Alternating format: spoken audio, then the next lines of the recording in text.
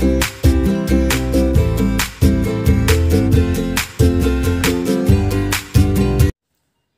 बच्चों, स्वागत है श्री शक्ति क्लासेज में। कल के वीडियो में हमने वो लुईस की जो संकल्पना थी उसके बारे में अध्ययन किया था कि लुईस ने है वो अम्लों और क्षारों के लिए क्या संकल्पना दी थी। तो आज है वो हमारा टॉपिक रहेगा अम्लों और क्षारों के है वो कुछ सामान्य गुण। इसके बारे में हम शुरुआत में भी है वो कुछ ये बातें पढ़ चुके हैं अम्लों और क्षारों के बारे में। वहां पर हमने पढ़ा था कि अम्ल, क्षार और लवण होते क्या हैं। आज है वो हम क्या करेंगे, अम्लों और क्षारों के है कुछ महत्वपूर्ण यहाँ पर है वो हम उनके गुण पढ़ेंगे कि उनकी कैसे अभिक्रियाएं होती है उनके बारे में। तो यहाँ पर अभी हम पढ़ेंगे अम्लों और क्षारों के सामान्य गुण। अम्लों में क्षारों के सामान्य गुणधर्म, ये गुण। तो देखो, पहला तो गुण सबको पता ही है। अम्लों और क्षारों की बात करते हैं तो अम्ल है वो क्या करते हैं, अम्ल कौन से लिटमस पत्र को कौन से में बदल देते हैं, अम्ल वो क्या करते हैं, अम्ल वो क्या करते हैं, नीले लिटमस पत्र को क्या कर देते हैं, लाल कर देते हैं। अम्ल क्या करते हैं, नीले लिटमस पत्र को, तो पहले लिख देता हूं, अम्ल नीले लिटमस पत्र को लाल कर देते हैं। अम्ल नीले लिटमस पत्र को क्या कर देते हैं, लाल कर देते हैं। और क्षार क्या करते हैं, क्षार इसका उल्टा हो जाएगा, क्षार क्या करेगा, लाल लिटमस पत्र को क्या कर देगा, नीला कर देगा। और मैंने आपको बताया भी था पहले वीडियो के अंदर है वो लिटमस पत्र क्या होता है। तो क्षार क्या करेंगे, लाल लिटमस पत्र को नीला कर देते हैं। तो ये तो साधारण इसका नॉर्मल सा है कि भाई ये तो एक गुणधर्म है इनका कि अम्ल और क्षार का है वो सामान्य गुणधर्म क्या होता है, अम्ल नीले लिटमस पत्र को लाल कर देते हैं और क्षार वो क्या कर देते हैं, जो लाल लिटमस पत्र है उसको क्या कर देते हैं, नीला कर देते हैं। ये तो इनका एक गुणधर्म है जो आपको ध्यान में रखना है। और वहां पर आपके जो नोट्स प्रोवाइड हुए आपके, वहां पर भी आपको एक शॉर्ट ट्रिक बता रखी है। जैसे अम्ल नीले लिटमस को मतलब कैसे याद रखोगे, तो उसके लिए था आपके पास में नीला, मतलब क्या करता है, अम्ल है वो नीले को किसमें बदल देता है, लाल में। और यहाँ पर जो क्षार था, क्षार के लिए क्या शॉर्ट ट्रिक थी, सालानी। सालानी मतलब क्या हो गया, क्षार है वो लाल को किसमें बदल देता है, नीले में बदल देता है। तो आपको बस कैसे भी करके याद रखना है, आप कोई भी तरीका अपनाओ, चाहे एक को याद कर लो तो दूसरा अपने आप याद हो जाएगा, या फिर आप ये जो ट्रिक बताए उसके अनुसार आप याद रखना है। ये पेपर के अंदर नहीं लिख के आनी है आपको, लिख के ये आनी है आपको। तो ये हो गया आपका अम्लों और क्षारों के पहला जो सामान्य गुणधर्म है। दूसरा जो है वो इंपॉर्टेंट है, और क्या है वो देखो कि अम्ल क्या करते हैं, अम्ल है वो क्या करते हैं, जो धातुएं होती है, अम्ल है वो क्या करते हैं, धातुओं के साथ में अभिक्रिया करके वो हाइड्रोजन गैस निष्कासित करते हैं। अम्ल क्या करते हैं, धातुओं के साथ में, जैसे H2SO4, ये क्या आपका सल्फ्यूरिक अम्ल है। तो H2SO4 के साथ में जब धातु क्रिया करेगी, धातु मान लेते हैं जिंक, जिंक क्या आपकी एक धातु है, कोई सी भी धातु ले लो आप, तो अम्ल है वो क्या करेगी, धातु के साथ में अभिक्रिया, ये अम्ल हो गया, अम्ल प्लस धातु। तो यहां पर देखो बनेगा क्या क्या, वही अभिक्रिया कैसे बनती है, देखो अभिक्रिया में यहाँ पर उत्पाद कैसे बनता है। ये देखो H2SO4 पहले देखो टूटेगा कैसे, तो H2SO4 हमने शुरुआत में पढ़ा था कैसे टूटेगा। यहाँ पर SO4 के ऊपर आपको पता होना चाहिए, SO4 के ऊपर -2 होता है, ये याद रखना आपको। SO4 के ऊपर कितना आवेश आता है, -2। इसका मतलब सीधी सी बात है, जो आपका H है उसके ऊपर कितना आएगा, +2 आएगा। अगर H+2 आएगा तो यहाँ पर हाइड्रोजन होंगे कितने, 2 होंगे यहाँ पर, तभी तो यहाँ पर 2+ आएगा ना। अगर यहाँ पर 1 होता तभी यहाँ पर 1+। अब ये तो ऐसे जुड़ नहीं सकता यहाँ पर, क्योंकि यहाँ पर एक माइनस बच जाएगा, इसलिए हम यहाँ पर 2 लेते हैं। तो यहाँ पर कितना हो जाता है, 2 हो जाता है ना यहाँ पर। तो इसका मतलब है यहाँ पर जो हाइड्रोजन निकलेगा वो अपने साथ में +2 लेकर जाएगा, और यहां से क्या हो जाएगा, अब इसको तो जिंक है, जिंक क्या करेगा, जिंक है वो क्या करेगा, 2 इलेक्ट्रॉन है उसका क्या कर देगा, त्याग कर देगा। और इस H2 को क्या है, 2 इलेक्ट्रॉन की जरूरत है। जैसे H2 को +2 की जगह मतलब -2 मिल गया, -2 मिलेगा मतलब इसने 2 इलेक्ट्रॉन ग्रहण कर लिए। +2 आवेश कैसे आया था, H2 के ऊपर +2 आवेश कैसे आया था, जब इसने क्या किया था, 2 इलेक्ट्रॉनों का क्या कर दिया था, त्याग कर दिया था। अब अगर इसको 2 इलेक्ट्रॉन जो त्याग किए वो वापस मिल गए, तो ये वापस से +2 गायब हो जाएगा, बन क्या जाएगा H2। और अगर जिंक में से अगर 2 इलेक्ट्रॉन निकल गए तो बताओ जिंक में ऊपर कितना आवेश है, निकल के दान कर दिए तो कितना आवेश आएगा, प्लस का 2। अब यहाँ पर देखो बनेगा क्या, नया यौगिक बनेगा, इसके ऊपर -2 होता है, इसके ऊपर +2 है, इसके ऊपर कितना आ जाएगा, अभी तो नहीं है, इसके अंदर 0 है, लेकिन ये क्या कर देगा, 2 इलेक्ट्रॉन का क्या कर देगा, त्याग कर देगा, त्याग करते यहाँ पर इसके ऊपर क्या आ जाएगा, प्लस का 2 आ जाएगा, और वो जो 2 इलेक्ट्रॉन त्याग किए वो निकाले हैं जिंक ने, वो कौन ग्रहण कर लेगा, H2 है, वो ग्रहण कर लेगा यहाँ पर। तो यहाँ पर जो नया यौगिक बनेगा आपका वो क्या बनेगा, जिंक के ऊपर +2 है, SO4 के ऊपर -2 है, तो नया यौगिक बन जाएगा आपका ZnSO4, और प्लस में क्या बन जाएगा, H2 हाइड्रोजन गैस। तो इसका मतलब जो अम्ल है वो क्या करते हैं, अम्ल है वो धातुओं के साथ में अभिक्रिया करके क्या देते हैं, आपके धातुओं के साथ में अभिक्रिया करके हाइड्रोजन गैस है वो निष्कासित करते हैं। ऐसे तीर का निशान करना मतलब बाहर निष्कासित हो रही है।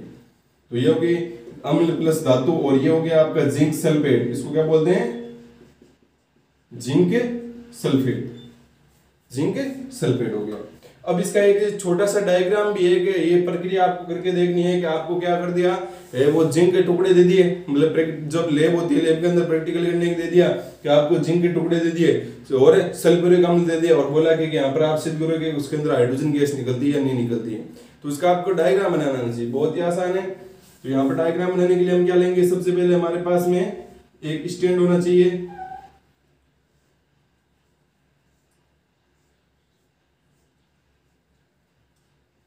तो ये एक हमने स्टैंड दिए, यहाँ पर हमने एक प्रकनली लगा दी, प्रकनली कांच की होती है, ये हो गया हमारा स्टैंड, ये हो गई हमारी प्रकनली, ठीक है। अब यहाँ पर हमने क्या किया, इस प्रकनली के अंदर, इसे प्रकनली के अंदर है वो हमने क्या डाला, पहले तो तन्नु सल्फ्यूरिक अम्ल डाला, क्या डाला इसके अंदर, इसके अंदर यहाँ पर क्या डाला हमने, तन्नु सल्फ्यूरिक अम्ल, तन्नु सल्फ्यूरिक अम्ल। और ये तन्नु सल्फ्यूरिक अम्ल क्या होता है, सल्फ्यूरिक अम्ल तो पता है आपको, यही हो गया सल्फ्यूरिक, लेकिन तन्नु क्यों लगाते हैं, तो इसके बारे में मैंने शुरुआत में आपको पढ़ाया था कि हम तन्नु क्यों लगाते हैं। तन्नु या सांद्र हमारा कब कहलाता है, तन्नु के अंदर क्या होता है, अम्ल और क्षार की अपेक्षा पानी की मात्रा ज्यादा होती है, और सांद्र में क्या होता है, अम्ल और जो क्षार है उसकी मात्रा ज्यादा होती है, और पानी की मात्रा है वो अम्ल और क्षार की अपेक्षा क्या होती है, कम होती है। तो इसका मतलब यहाँ पर तन्नु सल्फ्यूरिक अम्ल है, इसका मतलब यहाँ पर क्या होगा, यहाँ पर पानी की मात्रा है वो अम्ल की मात्रा में क्या होगी, ज्यादा होगी, इसलिए इसको तन्नु सल्फ्यूरिक अम्ल बोलते हैं। यहाँ पर सांद्र हम प्रकनली के अंदर डाल नहीं सकते, क्योंकि सांद्र है वो इतना स्ट्रॉन्ग होता है कि वो प्रकनली को तोड़ देता है, यहाँ पर इतना जल्दी गर्म हो जाता है। तो यहाँ पर हम तन्नु का प्रयोग करते हैं, तो हमने यहाँ पर क्या डाल दिया, तन्नु सल्फ्यूरिक अम्ल डाल दिया। अब हम यहाँ पर तन्नु सल्फ्यूरिक अम्ल की अभिक्रिया किससे करवानी, जिंक के साथ में। तो हम यहाँ पर क्या करेंगे, जिंक एक धातु है, तो धातु किसके रूप में रहती है, लगभग ठोस के रूप में रहती है। तो यहाँ पर हम क्या डालेंगे, जिंक के टुकड़े, जिंक के जो टुकड़े होंगे उनको हम क्या करेंगे, यहाँ पर डालेंगे। और यहाँ पर डालने के बाद हम जैसे इसको बर्नर की सहायता से गर्म करेंगे, यहाँ पर इसको बर्नर की सहायता से गर्म किया तो बर्नर की सहायता से, और यहाँ पर हम क्या लगा देंगे, एक इस प्रकार से नली लगा देंगे, और यहाँ से इसको बंद कर देंगे ताकि यहाँ से वो जो गैस है वो बाहर ना निकले। फिर हम इसको क्या करेंगे, इस नली को इस प्रकार से लेकर जाएंगे, यहाँ पर एक अलग बर्तन लेंगे, उस बर्तन में हमारा भरा होगा साबुन का पानी। अब यहाँ पर ये साबुन का पानी क्यों लेते हैं, उसका कारण भी है।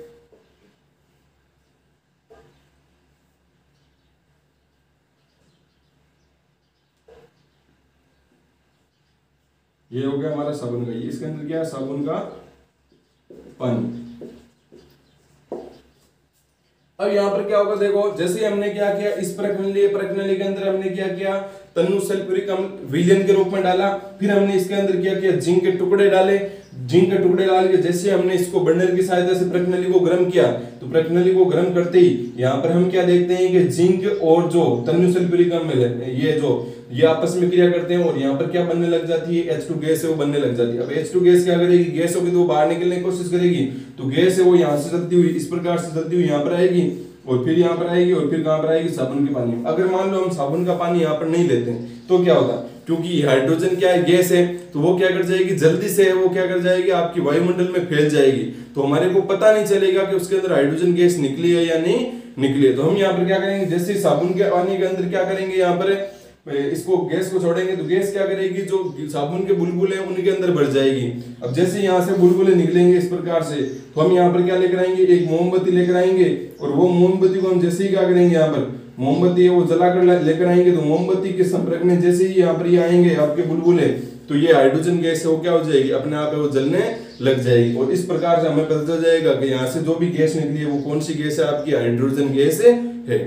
तो ये आपका इस प्रकार से आपको ध्यान में रखना है कि जब धातु अम्लों के साथ में अभिक्रिया करती है तब यहाँ पर लवण और हाइड्रोजन गैस निष्कासित करती है, इसको लवण बोलते हैं। इसका नाम क्या होगी, जिंक सल्फेट, और ये होगी H2 क्या होगी, हाइड्रोजन गैस। तो अम्ल धातु के साथ में अभिक्रिया करके लवण और जो हाइड्रोजन गैस है वो देते हैं। आप कोई सा भी और उदाहरण दे सकते हो, जरूरी नहीं है कि यही उदाहरण हो। ये आपको ध्यान रखना है, डायग्राम है वो इंपॉर्टेंट, ये बोर्ड की दृष्टि से कभी के बोर्ड में भी 1 नंबर के क्वेश्चन में पूछ लेते हैं यहाँ पर। तो बिल्कुल आसान है, स्टैंड दिया, परखना ले ली, तनु सल्फ्यूरिक अम्ल डाला, जिंक के टुकड़े डाले, बर्नर की सहायता से गर्म किया, इसमें से क्या होगा, यहाँ पर बर्नर की सहायता से गर्म करते हैं, यहाँ पर H2 गैसेस यहाँ पर जो साबुन का जो बर्तन भरा होगा उसके अंदर जाएगी, और यहाँ पर बुलबुले निकलेंगे, और वहां से हमारे को पता चल जाएगा कि यहाँ पर कौन सी गैस आपकी हाइड्रोजन गैस है।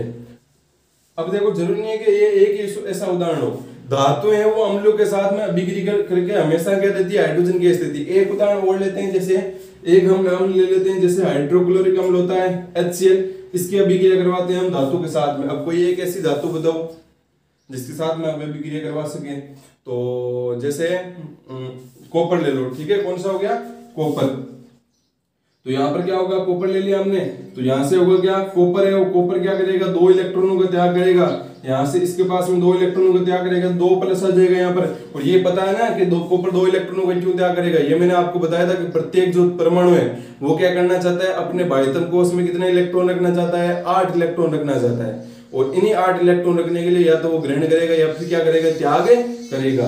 तो यहाँ से क्या हो जाएगा आपका, यहाँ पर कॉपर के ऊपर +2 है, और यहाँ पर देखो HCl को जोड़ोगे तो कैसे टूटेगा आपका H+ और Cl- के।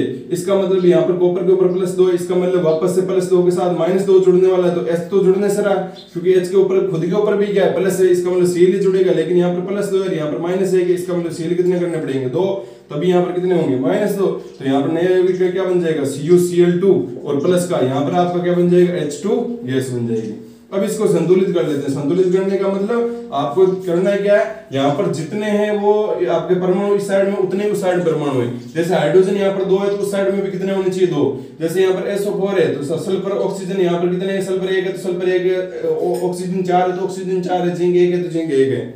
लेकिन यहाँ पर देखो कॉपर आपका कितना है, कॉपर 1 है तो इस साइड में भी 1 है, लेकिन यहाँ पर Cl 1 है, लेकिन इस साइड में कितना हो गया, 2। यहाँ पर हाइड्रोजन 1 है, लेकिन इस साइड में कितना हो गया, 2 हो गया। इसका मतलब मैंने यहाँ पर क्या करना पड़ेगा, 2, और ये 2 क्या होगा, यहाँ से यहाँ पर जो भी होगा उस संख्या से गुणा होगा, 2 × 1 2, मतलब हाइड्रोजन भी आपका कितना हो गया, इस साइड में 2, Cl भी कितना हो गया, इस साइड में 2 हो गया। इसका मतलब ये हमारी अभिक्रिया है वो क्या संतुलित है। अभिक्रिया संतुलित होने का मतलब जितने परमाणु इस साइड में उतने ही परमाणु उस साइड में, ठीक है। तो ये हो गया आपका कोई एक अन्य उदाहरण जिसमें भी देखो यहाँ पर क्या निकल रही है, हाइड्रोजन गैस है निकल रही है। तो ध्यान रखना है, धातुएं हैं वो अम्लों के साथ में जब भी क्रिया करेगी तो क्या बनेगा, लवण और हाइड्रोजन गैस है वो बनेगी। इसका एक उदाहरण भी हमने देख लिया। अब क्या इसी प्रकार से जो आपकी धातु है वो क्षारों के साथ में अभिक्रिया करके हाइड्रोजन गैस देती है या नहीं देती है, तो उसका भी हम देखते हैं यहाँ पर उदाहरण।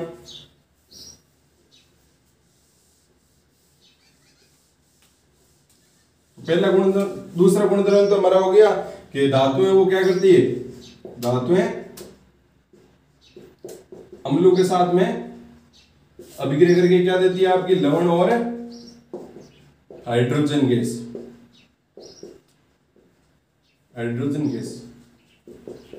अब यहाँ पर हमारे को तीसरा गुणधर्म देखना है कि तीसरा गुणधर्म क्या है कि जो आपके हमने देखा है कि धातु अम्लों के साथ में अभिक्रिया करती है, तो क्या धातुएं क्षारों के साथ में अभिक्रिया नहीं कर सकती, और कर सकती है तो क्या वो हाइड्रोजन गैस देगी यहाँ पर। तो यहाँ पर देखो, जैसे हम यहाँ पर बात करते हैं यहाँ पर धातु की, धातु हम ले लेते हैं यहाँ पर जिंक, कौन से ले लेते हैं, जिंक। और यहाँ पर हम ले लेते हैं जो आपका सार लेना है ना हमारे को भाई, धातु के अम्लों के साथ में देख लिया। अब धातु की सारों के साथ में देखना, तो सार आपका कौन सा हो गया, NaOH, ये क्या सोडियम हाइड्रोक्साइड आ रही है। तो यहां पर बनेगा क्या, देखो Na2ZnO2 और प्लस का H2, ये बनेगा। जिंक की अभिक्रिया जब NaOH के साथ में करवाएंगे तब ये आपका बनेगा, इसको बोलते हैं सोडियम जिंकेट। ये जितने भी नाम है ना वो आपको पता होना चाहिए, क्योंकि इससे क्वेश्चन बनते हैं आपके छोटे छोटे कि सोडियम जिंकेट का सूत्र लिखो आप, तो ये सोडियम जिंकेट का सूत्र आएगा Na2ZnO2, आपका सोडियम जिंकेट का फॉर्मूला आ गया। अब हम इसको है वो थोड़े से मतलब वैसे तोड़ नहीं सकते कि भाई प्लस में तोड़ दिया फिर माइनस में तोड़ दिया, ठीक है, तो ये थोड़ा सा लंबा हो जाएगा। तो आपको इसको याद में रखना है कि जब भी जिंक है वो NaOH के साथ में अभिक्रिया करेगा तो यहाँ पर Na2ZnO2 बनेगा। ये कुछ कुछ उदाहरण जो आपको याद रखने पड़ेंगे, ये होता तो कैसे है वो तो मैं बता सकता हूँ, लेकिन वो थोड़ा सा लंबा हो जाएगा, हम उतनी डिटेल में नहीं जाएंगे। हम यहाँ पर आपको इतना ध्यान रखना है कि जिंक है वो जैसे ही सोडियम हाइड्रोक्साइड के साथ में या कोई भी दूसरा क्षार उसके साथ में अभिक्रिया करेगा तब वहां पर हाइड्रोजन गैस है वो निकलेगी और साथ में एक लवण निकलेगा। और जिंक जब है यहाँ पर सोडियम हाइड्रोक्साइड के साथ में अभिक्रिया करेगी तब यहाँ पर सोडियम जिंकेट बनेगा। इसके अलावा कोई सी भी धातु ले लो, कोई अन्य धातु होगी जैसे CuNOH, तो ये कभी भी ये वो अभिक्रिया नहीं करेगी, मतलब अभिक्रिया करेगी भी तो भी मतलब ये क्या नहीं करेगी, हाइड्रोजन गैस है उसको निष्कासित नहीं करेगी। ये तो इंपॉर्टेंट बात है, तो आपको इसको ध्यान में रखना है कि यहाँ पर क्या होगा, केवल जिंक ही एक ऐसी धातु है जो क्या करेगी, क्षारों के साथ में अभिक्रिया करके क्या निष्कासित करती है, हाइड्रोजन गैस निष्कासित करती है अभी के लिए, ठीक है। जिंक की एक ऐसी धातु है जो क्षारों के साथ में अभिक्रिया करके क्या देती है, हाइड्रोजन गैस निष्कासित करती है। बाकी आप किसी भी धातु को लोगे तो वो धातु के साथ में अभिक्रिया करके हाइड्रोजन गैस नहीं देगी, लेकिन यहाँ पर है वो कोई सी भी धातु ले लो वो अम्लों के साथ में अभिक्रिया करेगी तो हाइड्रोजन गैस है वो देगी। तो तीसरा पॉइंट ये आपको ध्यान रखना है कि जिंक की है वो क्या करती है, क्षारों के साथ में अभिक्रिया करके हाइड्रोजन गैस देती है। बाकी जो अन्य क्षार है वो क्या नहीं करते हैं, धातु के साथ में अभिक्रिया करके वो है वो क्या नहीं देते हैं, आपके ये जो हाइड्रोजन गैस है वो नहीं देते हैं। तो ये आपको ध्यान में रखना, ये हमारा तीसरा गुण हो गया। अब देखो अगला जो गुण है वो क्या है, भाई हमने ये देख लिया, पहला देख लिया कि भाई हम लोग वो मतलब हो गया लाल लिटमस पत्थर नीला वगैरह हो गया। दूसरा हो गया धातु हम लोग के साथ में अभिक्रिया करेगी, हाइड्रोजन गैस निष्कासित करेगी।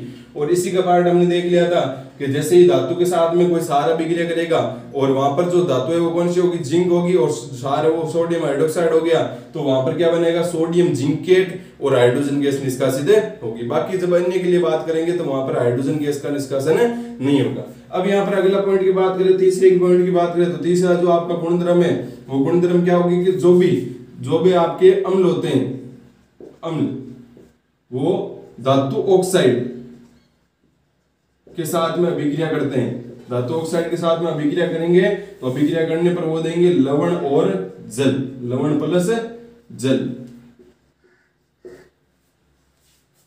धातु ऑक्साइड के साथ में अम्ल क्रिया करते हैं तो लवण और जल देते हैं। यहाँ पर देखो धातुएं थे यहाँ पर, अब यहाँ पर क्या हो गया, धातु ऑक्साइड मतलब धातु के ऑक्साइड। अब कौन कौन से होंगे, देखो धातु के ऑक्साइड, जैसे यहाँ पर बात करते हैं धातु ऑक्साइड के CuO, ये क्या होता है, कॉपर ऑक्साइड,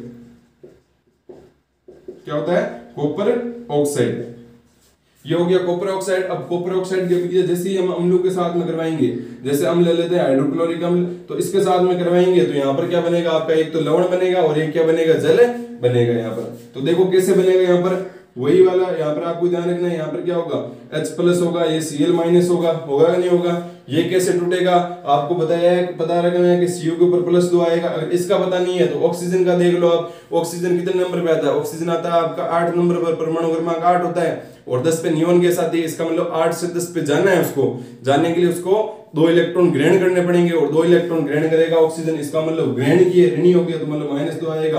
अब सीधी सी बात है, ऑक्सीजन के ऊपर यहाँ पर -2 आएगा, इसका मतलब यहाँ पर इसको क्या आना पड़ेगा, +2 आना पड़ेगा। तो यहाँ से हम देख सकते हैं कि कॉपर के ऊपर +2 आ गया, ऑक्सीजन के ऊपर -2, हाइड्रोजन के ऊपर प्लस है और Cl के ऊपर कितना आ गया, माइनस आ गया। इसका मतलब यहाँ पर अगर हमारे को नए यौगिक बनाने हैं तो यहाँ पर क्या होगा, प्लस वाला माइनस के साथ में जाएगा और माइनस वाला प्लस के साथ में जाएगा। तो यहाँ पर ये दोनों साथ में तो जा नहीं सकते क्योंकि वापस से वही उत्पाद बनेगा। तो फिर से देखो यहाँ पर कॉपर के साथ में कौन जाएगा, Cl। अब यहाँ पर देखो कॉपर के ऊपर +2 है, इसका मतलब यहाँ पर कितने होने चाहिए, यहाँ पर -2 होने चाहिए और -2 होने के लिए हमारे को यहाँ पर कितने करने पड़ेंगे, Cl 2 करने पड़ेंगे। तो यहाँ पर -2 हो जाएंगे और ये नया यौगिक बन जाएगा। अब यहाँ पर देखो, यहाँ पर ऑक्सीजन के ऊपर -2, यहाँ पर हाइड्रोजन के ऊपर +1, इसका मतलब ये जब जुड़ेंगे तो यहाँ पर उदासीन नहीं होंगे यौगिक, और यौगिक को हमारे को उदासीन रखना है, इसलिए यहाँ पर हमारे को हाइड्रोजन कितने करने पड़ेंगे, 2 करने पड़ेंगे, तभी यहाँ पर कितने होंगे, 2 प्लस होंगे। तो यहाँ पर क्या हो जाएगा, प्लस का H2O, देखो 2 हाइड्रोजन और H2O। और जहां तक संभव हो सके आपको ये ध्यान रखना है, आपके तो अभी तक आपके जो लेवल है 10 तक, आपको ध्यान रखना है कि जिसके ऊपर भी प्लस आवेश होता है ना, उसको हम हमेशा पहले लिखते हैं। देखो यहाँ पर हाइड्रोजन के ऊपर प्लस था इसलिए इसको पहले लिखा, कॉपर के ऊपर प्लस था इसलिए हमने इसको पहले लिखा। जितने भी लगभग जितने भी संभवतः जितने भी है आपके एग्जांपल रहेंगे ना, उसमें 10th के अंदर वो सब के अंदर वो आपके जो जिसके ऊपर धनावेश है उसको पहले ही लिखते हैं यहाँ पर। तो ये भी आपको चीज ध्यान में रखनी है। तो यहाँ से देखो क्या पता चल गया कि धातु ऑक्साइड, ये क्या आपका धातु ऑक्साइड, और ये क्या अम्ल। तो धातु ऑक्साइड वो अम्लों के साथ में अभिक्रिया करते हैं, तब यहाँ पर क्या बनता है, लवण और जल बनता है। तो आपको रटने की जरूरत नहीं है, आपको ध्यान रखना है कि धातु ऑक्साइड कोई सी भी एक धातु ले लेना और फिर वहां पर क्या कर लेना, धातु ऑक्साइड के साथ में अभिक्रिया करवा लेना आपके अम्लों की। अम्ल तो आपको पता ही है कोई सा भी हो गया, धातु ऑक्साइड, कॉपर ऑक्साइड हो गया, मैग्नीशियम, एल्यूमिनियम। तो ये कौन कौन सी धातुएं होती है उनके बारे में जो हमारा 7th चैप्टर आएगा ना, उसके बारे में हम अच्छे से वहां पर अध्ययन करेंगे कि हमारी कौन कौन सी धातुएं होती है और कौन सी धातु होती है। और एक चीज ध्यान रखना, कोई भी अगर आपको चेक करना है ऐसी धातु के बारे में कि धातु है या नहीं, हमारे को ऐसी जल्दी से चेक करना है, तो उसके लिए ध्यान रखना जिसके ऊपर भी प्लस आवेश आता है ना, जिसके ऊपर भी प्लस आवेश आता है वो लगभग है वो धातु ही होती है। जिसके ऊपर प्लस आवेश आता है वो लगभग क्या होती है, धातु ही होती है। क्योंकि धातु ही क्या करती है, इलेक्ट्रॉन का दान कर सकती है, क्योंकि उसके पास में पहले से ही एक्स्ट्रा है। इसीलिए तो धातु में विद्युत का चालन करती है, क्योंकि धातु के अंदर इलेक्ट्रॉन एक्स्ट्रा पड़े हैं और विद्युत का चालन करने के लिए इलेक्ट्रॉन की आवश्यकता होती है। इसलिए ज्यादातर जितनी भी धातु होती है वही क्या करती है, विद्युत का चालन करती है, क्योंकि उनके पास में इलेक्ट्रॉन एक्स्ट्रा पड़े हैं। इसका मतलब इलेक्ट्रॉन धातु ही त्याग कर सकती है। इसका मतलब जिसके ऊपर भी प्लस आवेश आता है लगभग चांस ये रहते हैं कि वो किस प्रकृति का होगा, धातु प्रकृति का होगा। तो ऐसे भी आप समझ सकते हो। जैसे मैंने दे दिया कि एल्यूमिनियम बताओ आप धातु है या अधातु है, एल्यूमिनियम धातु होगा या धातु। तो एल्यूमिनियम के लिए आप देख लो फटाफट से, एल्यूमिनियम का परमाणु क्रमांक कितना होता है, 13 होता है। 10 पे नियोन गैस आती है, इसका मतलब एल्यूमिनियम क्या करेगा, 3 इलेक्ट्रॉन त्यागेगा। 3 इलेक्ट्रॉन त्याग दिए, इसका मतलब क्या हो गया, एल्यूमिनियम क्या हो गया, आपका धातु हो गया। ठीक है। अब आप बोलोगे सिलिकॉन, तो सिलिकॉन कितने इलेक्ट्रॉन का त्याग कर सकता है, सिलिकॉन है, सिलिकॉन 14 नंबर पे आता है। तो या तो वो क्या करेगा, 4 इलेक्ट्रॉन त्याग देगा तो +4 आवेश आ जाएगा, 4 इलेक्ट्रॉन ग्रहण कर लेगा तो उसके पास 18 पे चला जाएगा। इसका मतलब अब वो क्या करेगा, अब आप बताओ धातु होगा ए धातु होगा। अब ये बीच का हो जाएगा, ना तो धातु रहेगा ना ही क्या रहेगा, ए धातु रहेगा। ये हो जाएगा आपका उपधातु। क्या हो जाएगा, उपधातु। मतलब इसमें आधे गुण है। नॉर्मल टेम्परेचर की बात करें, कमरे के तापमान पर बात करें, तो ये जो सिलिकॉन होगा वो ए धातु की तरह व्यवहार प्रदर्शित करेगा।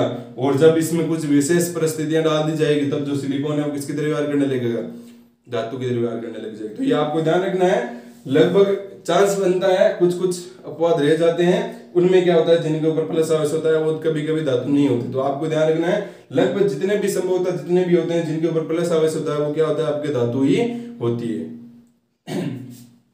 तो यहाँ पर ध्यान रखना, हाइड्रोजन ऐसा नहीं है, हाइड्रोजन है वो आपका, हाइड्रोजन के ऊपर +1 भी आता है और -1 भी आता है, बताया ना आपको। ये पता रखना है हाइड्रोजन के ऊपर +1 भी आता है तो -1 भी आता है। तो ये क्या करता है, धातु की तरह व्यवहार प्रदर्शित नहीं करता। हाइड्रोजन है वो ए धातु होती है, इसके बारे में ध्यान रखना। तो मैं बोला ना कुछ ऐसे आपके मिल जाएंगे अपवाद है वो जिनको हम ऐसे नहीं चेक कर सकते हैं। तो बस आपको यहाँ पर ध्यान रखना है कि अम्ल है वो क्या करते हैं, धातु ऑक्साइड के साथ में अभिक्रिया करके क्या देते हैं, लवण और जल देते हैं। तो इसका हमने एक उदाहरण देख लिया। अब यहाँ पर देखो कि क्या सारे भी है वो ए धातु ऑक्साइड की तो बात हम करेंगे नहीं। यहाँ पर हम बात करेंगे, यहाँ पर चौथा पॉइंट है उसमें बात करेंगे कि सार होते हैं वो ए धातु ऑक्साइड के साथ में, ए धातु ऑक्साइड के साथ में अभिक्रिया करके, सार जैसी ए धातु ऑक्साइड के साथ में अभिक्रिया करेंगे तो वो देंगे लवण और जल। कैसे, देखो सबसे पहले बात करते हैं अगर सार की, तो जैसे कैल्शियम हाइड्रोक्साइड, ये क्या है, सार है कैल्शियम हाइड्रोक्साइड OH आ रहा ना, प्लस का ए धातु ऑक्साइड। ए धातु ऑक्साइड कार्बन होता है, कार्बन 6 नंबर पे आता है ना, कार्बन एक ए धातु है, कार्बन ए धातु है। और कार्बन का ऑक्साइड मतलब कार्बन डाइऑक्साइड, कार्बन डाइऑक्साइड को हम क्या बोल सकते हैं, ए धातु ऑक्साइड, क्योंकि कार्बन ए धातु है, इसका मतलब यहाँ पर मैं क्या ले लूंगा, CO2। तो ये जो अभिक्रिया करेंगे तब यहाँ पर क्या क्या बनेगा बताओ।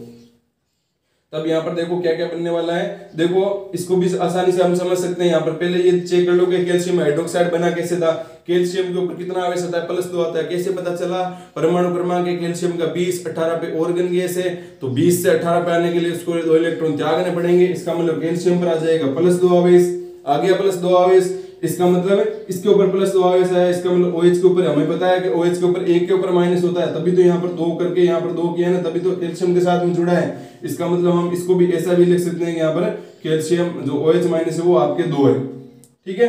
अब यहाँ पर देखो OH माइनस 2 है यहाँ पर, तो यहाँ पर थोड़ा सा और ध्यान देना कि यहाँ पर OH माइनस और OH माइनस इस प्रकार से 2 है, तो यहाँ से होगा क्या, इसका एक हाइड्रोजन और ये OH, तो H प्लस और OH माइनस ये अभिक्रिया करके क्या बनाते हैं, मैंने आपको बताया H प्लस और OH माइनस अभिक्रिया करके क्या बनाते हैं, H2O। क्या बनेंगे, H2O। तो इसका तो ये पूरा OH हो जाएगा, और यहां से क्या हो जाएगा, इस यहां से क्या हो जाएगा, यहां से एक H प्लस निकलेगा, ये माइनस है, ये H पर नहीं है, ये पूरे पर OH पर है, तो यहां से क्या होगा, H प्लस निकलेगा, और वो इस OH के साथ में जुड़ के क्या बना लेगा, H2 बना लेगा। तो वो तो हम लिख ही देते हैं, यहाँ पर H2 बन गया आपका। इसका मतलब यहाँ से एक OH हम ये ले चुके हैं, और यहाँ पर बचा क्या, एक OH, यहाँ से एक OH ले चुके हैं और एक H प्लस ले चुके हैं। इसका मतलब हमारे पास में बचा है क्या, केवल ऑक्सीजन बचा है। अब वो ऑक्सीजन इस ऑक्सीजन के साथ में जुड़ जाएगा, तो यहाँ पर कितने ऑक्सीजन हो जाएंगे, CO3 हो जाएंगे। तो यहाँ पर आ जाएगा आपका CO3, और CO3 आएगा तो यहाँ पर आपका आवेश आ जाएगा -2, और ये +2 है वो आपका जुड़ जाएगा, तो यहाँ पर कितना हो जाएंगे, CaCO3, और इसको बोलते हैं कैल्शियम कार्बोनेट। और ये भी क्या आपका लवण है, ये क्या है, कैल्शियम कार्बोनेट, और ये भी क्या हो गया, लवण हो गया। ये हो गया आपका कैल्शियम हाइड्रोक्साइड, ये ए धातु ऑक्साइड मतलब कार्बन डाइऑक्साइड, ये लवण हो गया, और ये क्या हो गया, आपका जल हो गया। बिल्कुल आसान तरीके से आपको ध्यान रखना है कि नॉर्मल से आपकी तो बातें यहाँ पर कि CO2 है, यहाँ पर कैल्शियम हाइड्रोक्साइड है, यहाँ से हाइड्रोक्साइड हो गया, तो यहाँ से एक OH और एक H निकल गया, एक OH H निकल गया, यहाँ पर एक ऑक्सीजन बच गया। तो यहाँ पर एक इसके ऊपर देखो ऑक्सीजन अपने साथ -2 लेकर चलता है ना, तो जब वो इसके साथ में जुड़ेगा तो CO2 के ऊपर कोई भी +2 नहीं था, इसलिए जैसे ही यहाँ पर ऑक्सीजन जुड़ा तो ऑक्सीजन तो 3 हो गए, लेकिन ऊपर कोई भी प्लस नहीं था, इसलिए ये साथ में -2 लेकर भी चला, इसलिए यहाँ पर -2 आया था। इसको हम कार्बोनेट आयन बोलते हैं। और मैंने आपको बताया भी था पहले कि आपको पता रखना है कि CO3 के ऊपर कितना आवश्यकता है, -2 आवश्यकता है, और CO3 के ऊपर -2 आ गया, कैल्शियम के ऊपर +2 होता है, तो ये आपस में +2 -2 जुड़ जाएंगे, तो यहाँ पर एक नया यौगिक बन जाएगा CaCO3 प्लस का H2।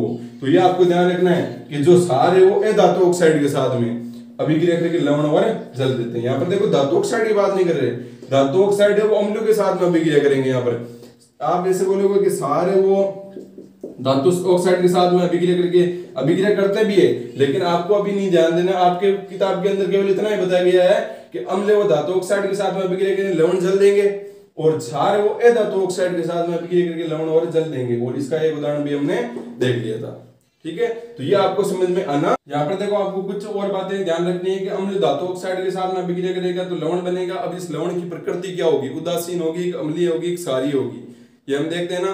तो यहाँ पर जो अम्ल, ध्यान रखना, अम्ल जब भी धातु ऑक्साइड के साथ में अभिक्रिया करेगा तो जो लवण बनेंगे वो बनेंगे क्षारीय प्रकृति के। ये याद रखना पड़ेगा आपको। आवर्त सारणी में गुणों में आवर्तिता के अनुसार ये मतलब डिसाइड होता है। अभी हम उतना डिटेल में नहीं जा पाएंगे यहाँ पर, तो आप याद रखना अम्ल वो धातु ऑक्साइड के साथ में अभिक्रिया करेगा तो क्षारीय लवण बनेंगे, और क्षार ए धातु ऑक्साइड के साथ में अभिक्रिया करेगा तो यहाँ पर अम्लीय प्रकृति के लवण बनेंगे। तो ये हो गए अभी हमारे 4 पॉइंट, मेन 4 पॉइंट हो गए। क्या क्या हो गए, पहला तो वही हो गया कि अम्ल वो क्या करते हैं, नीले लिटमस को तो लाल कर देते हैं, अनिला सलानी। फिर क्या हो गया, दूसरा हो गया कि धातु है वो अम्लों के साथ में अभिक्रिया करती है, धातु अम्लों के साथ में अभिक्रिया करके लवण और हाइड्रोजन गैस देगी। फिर देखा था कि सार है, सार क्या करते हैं आपके, सार अगर अभिक्रिया करते हैं किसके साथ में, जिंक के साथ में, मतलब धातु के साथ में, तो वहां पर केवल जिंक ही है वो क्या करता है, सोडियम हाइड्रोक्साइड के साथ में अभिक्रिया करके क्या देता है, हाइड्रोजन गैस देता है। और फिर इसी प्रकार से हमने यहाँ पर देख लिया कि अम्ल व धातु ऑक्साइड। अब देखो इसमें कोई फर्क नहीं है, यहाँ पर धातु ऑक्साइड हो गया तो यहाँ पर ऑक्सीजन जुड़ गया, तो यहाँ पर ऑक्सीजन जुड़ गया, तो यहाँ पर H2 के साथ में ऑक्सीजन जुड़ गया, कोई अंतर नहीं है। फिर सार ए धातु ऑक्साइड के साथ में अभिक्रिया करेगा तो लवण और जल देगा वही। तो और इनकी प्रकृति याद रख लेना कि जो होगा यहाँ पर उसका उल्टा हो जाएगा, सारे तो यहाँ पर अम्लीय होगी, अम्लीय तो यहाँ पर सारी होगी। अब इसका अगला गुणधर्म देखते हैं हम सारों का।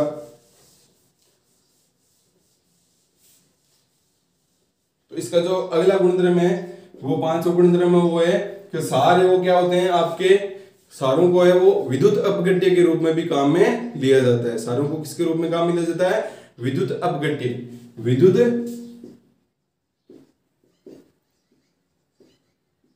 अपघट्य के रूप में सारों और अम्लों को किसके रूप में काम लिया जाता है? विद्युत अपघट्य के रूप में काम लिया जाता है। जो बैटरी होती है ना आपकी बैटरी, तो बैटरी के अंदर है वो क्या भरा होता है? जो बैटरी आती है गाड़ियों की बैटरी या कोई सी भी बैटरी, मान लो आपके इन्वर्टर की बैटरी, उनके अंदर है वो सल्फ्यूरिक अम्ल भरा होता है। कौन सा अम्ल? सल्फ्यूरिक अम्ल H2SO4।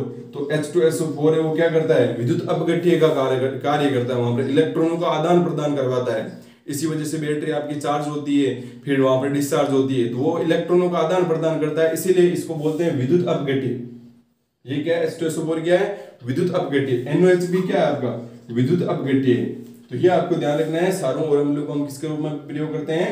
विद्युत अपघट्य के रूप में भी प्रयोग करते हैं। तो ये इसका हो गया सारों और अम्लों का है वो 5वां गुणधर्म। छठे गुणधर्म की बात करें तो छठा गुणधर्म तो हमने शुरुआत में ही पढ़ लिया था। क्या पढ़ लिया था? कि जब भी क्या होता है अम्ल और क्षार अभिक्रिया करते हैं, अम्ल प्लस क्षार अभिक्रिया करते हैं, तो बताओ क्या बनेगा?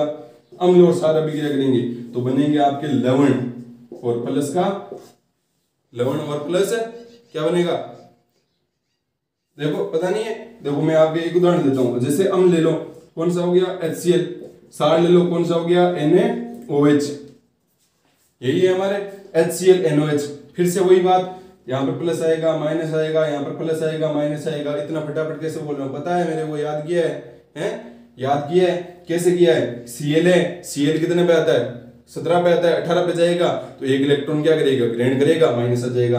हाइड्रोजन है, अब सीधी सी बात है, इसके ऊपर माइनस आएगा तो इसके ऊपर क्या आ जाएगा? प्लस। हाइड्रोजन 2 संयोजकता प्रदर्शित करता है और इसके बारे में शायद मैंने आपको बता दिया होगा, ठीक है? अगर नहीं बताया तो आप यहाँ पर कमेंट बॉक्स में लिख देना, मैं फिर से बता दूंगा यहाँ पर कि हाइड्रोजन है वो +1 और -1 कब कब संयोजकता प्रदर्शित करता है। अब यहाँ पर देखो Cl है वो क्या हो गया? -1 हो गया यहाँ पर, और Cl क्या आपका एक ए धातु है, क्योंकि इसके ऊपर -1 है, ए धातु है तो मतलब जिसके ऊपर माइनस आवेश होगा वो ए धातु होगी, और ए धातु के साथ में जब भी हाइड्रोजन जुड़ा होगा तो वो प्लस संयोजकता प्रदर्शित करेगा। अब यहाँ पर बात करते हैं OH के ऊपर, हमारे को पता है -1 आता है, Na के ऊपर +1 आता है, क्योंकि ये क्या है 11 पे आता है, 10 पे जाना चाहेगा, तो यहाँ पर वही प्लस वाला माइनस के साथ में जुड़ेगा, तो मतलब ये इसके साथ में जुड़ेगा, मतलब क्या बनेगा? NaCl और OH H के साथ में जुड़ेगा, तो इसका मतलब OH माइनस और H प्लस मिलकर क्या बनेंगे? जल। क्या बनेंगे? जल प्लस H2। इसका मतलब यहाँ पर क्या आएगा? जल। पता चल गया अब कि अम्ल क्षार अभिक्रिया करके क्या बनाते हैं? लवण और जल। अब आपको पता होगा कि अम्ल कौन सा उदाहरण है, क्षार का कौन सा उदाहरण है, तो आपको पता चल जाएगा यहाँ पर कि क्या क्या बन रहा है यहाँ पर। अब देखो तो यहाँ पर जो अम्ल और क्षार अभिक्रिया करते हैं, तो अम्ल और क्षार अभिक्रिया करने के दौरान वहां पर क्या होता है हमारे पास में? जैसे प्रबल अम्ल बात करें, प्रबल अम्ल कौन सा होता है? HCl, और प्रबल क्षार बात करते हैं अगर NaOH, तो अभिक्रिया करते तो क्या बनता है यहाँ पर? NaCl और प्लस का H2O। और ये जो यहाँ पर प्रबल अम्ल और प्रबल क्षार अभिक्रिया करते हैं, ये हो गया आपका प्रबल अम्ल,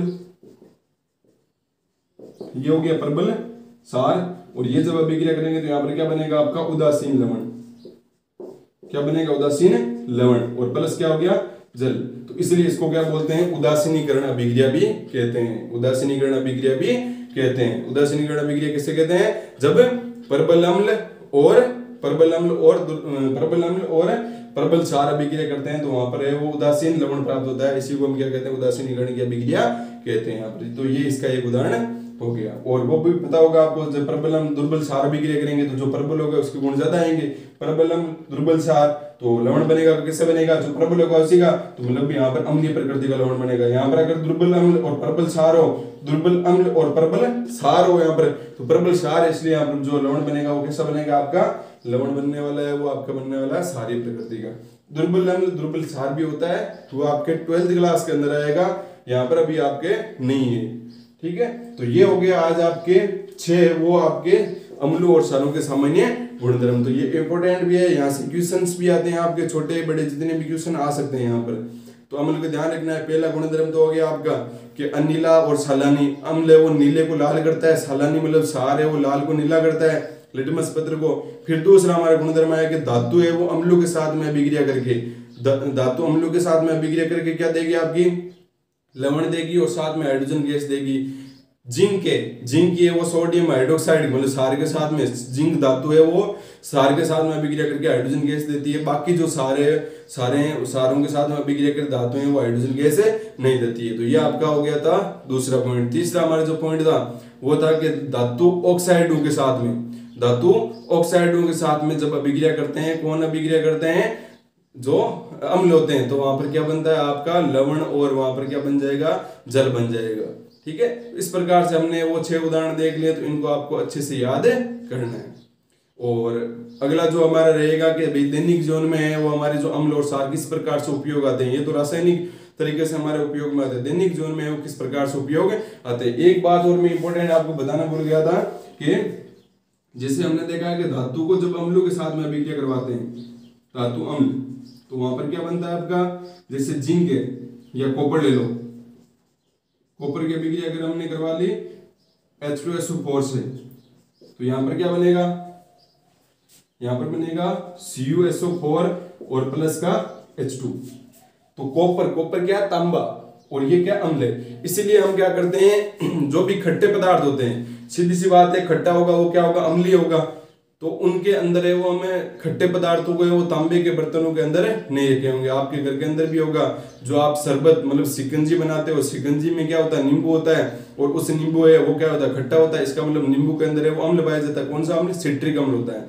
तो नींबू के अंदर सिट्रिक अम्ल पाया जाता है। तो जैसे हम उसको तांबे के अंदर डालेंगे तो वहां पर अभिक्रिया हो जाएगी, हाइड्रोजन गैस है वो वहां पर मतलब निकलने लग जाएगी, और हाइड्रोजन गैस निकलने की वजह से आपका जी मचलाने लग जाएगा। ठीक है, तो इसलिए हम क्या नहीं करते हैं, खट्टे पदार्थों को धातुओं के अंदर है वो नहीं रखते हैं। उसका कारण क्या है, क्योंकि यहाँ पर हाइड्रोजन गैस है वो क्या होती है, उत्पन्न होती है, और ये थोड़ी सी विषैली गैस है, तो इसलिए हमें वो धातुओं के अंदर वो अम्ल को नहीं रखते हैं।